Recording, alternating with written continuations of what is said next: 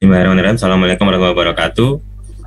Yang kami hormati Direktur Dikdas Bapak Rahmadi, Ibu Karo, kemudian Wahyuni, dan Bapak Ibu narasumber, serta Bapak Ibu hadirin yang hadir di webinar kali ini. Izinkan saya menyampaikan terkait tunjangan. Sebenarnya ini sudah banyak yang paham betul sebenarnya, karena dari tahun ke tahun kita juga sudah mengalami pergantian kurikulum sebelumnya, gitu. Tunjangannya juga tetap terbayarkan tanpa masalah sebenarnya. Yang utamanya tadi mungkin sudah dijelaskan oleh rekan saya, Mas Nafis tadi, karena yang utamanya adalah pengisian di dapodiknya sebenarnya.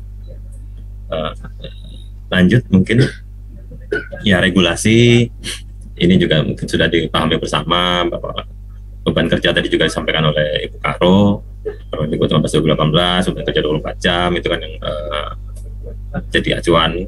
Kemudian untuk linearitas sendiri, linearitas sertifikat pendidik mana yang bisa jamnya diakui linier mengajar mapel apa gitu kan, itu diatur di Permendikbud 16/2019 yang merupakan perubahan dari Permen 46 2016 ya. Kemudian untuk 2012 sendiri sudah ada Permendikbud nomor 4 untuk juknis, pembayaran tunjangan profesi, TPG, TKG, dan Tamsil untuk ASN daerah. Sementara untuk yang di pusatnya per Sesjen, namun ya, kurang lebih sama ini.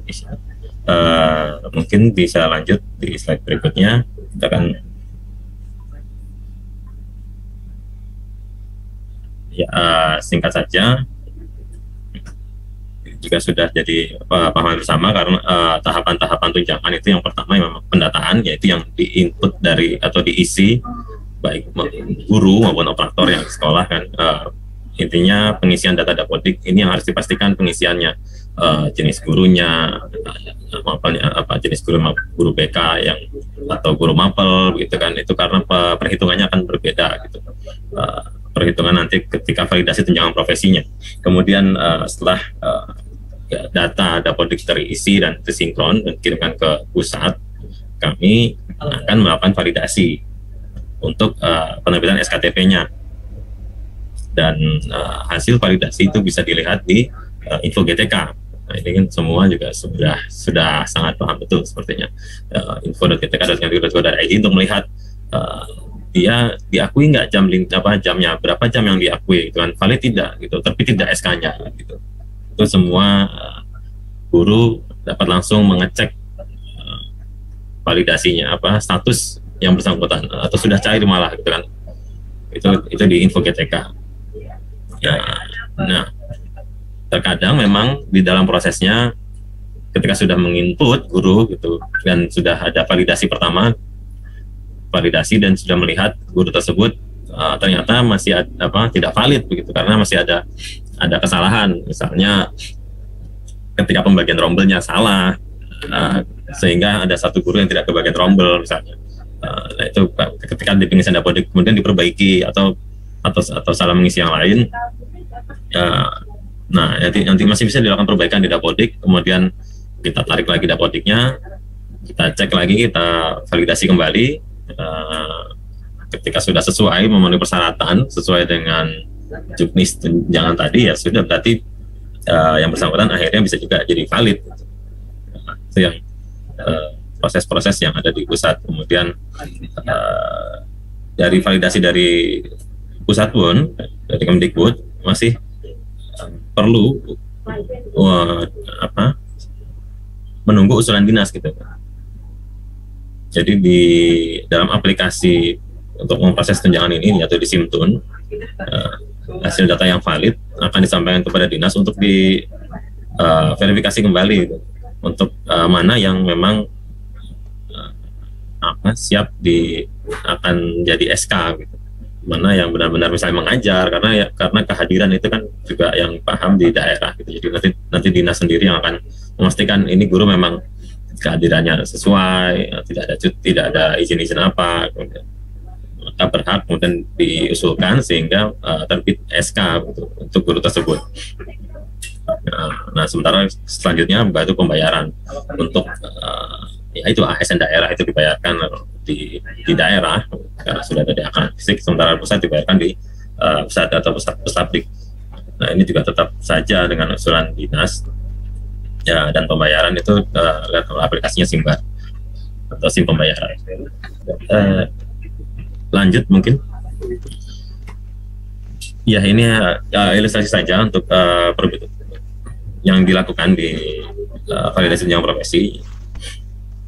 Yang utama memang guru kan memang harus 24 jam ya terpenuhi beban kerjanya. Nah, itu memang ada sekolah-sekolah yang memang mungkin walaupun sudah gurunya tidak berlebih, gurunya memang cuma satu, tapi karena rombanya sangat sedikit dan novelnya juga mungkin jamnya kurang, tapi memang hanya satu-satunya guru gitu kan. Ketika kebutuhan guru kurang 24 jam bisa jadi tetap dibayarkan gitu ya pastinya. Tetap satu gurunya. Jadi bukan berarti kalau nggak sampai 24 jam maka nggak butuh guru di situ atau nol gitu. Tetap satu gitu. Ini terjadi mungkin di sekolah daerah kondisi khusus, sekolah kondisi khusus. Itu juga yang tadi sudah disampaikan di Bukaro tadi di aturannya dapat dikecualikan gitu kan untuk SLN dan sebagainya tadi. Nah, untuk kondisi normal ya tetap harus terpenuhi ketika gurunya kurang dari 24 jam ya hanya butuh satu. Ketika mungkin 24 sampai 35 gitu, itu masih hanya perlu satu guru. Jadi kalau misalnya ada dua guru di situ, maka ya bisa jadi yang bisa terbayarkan TPP-nya hanya satu ketika dulunya mulai sertifikat pendidik.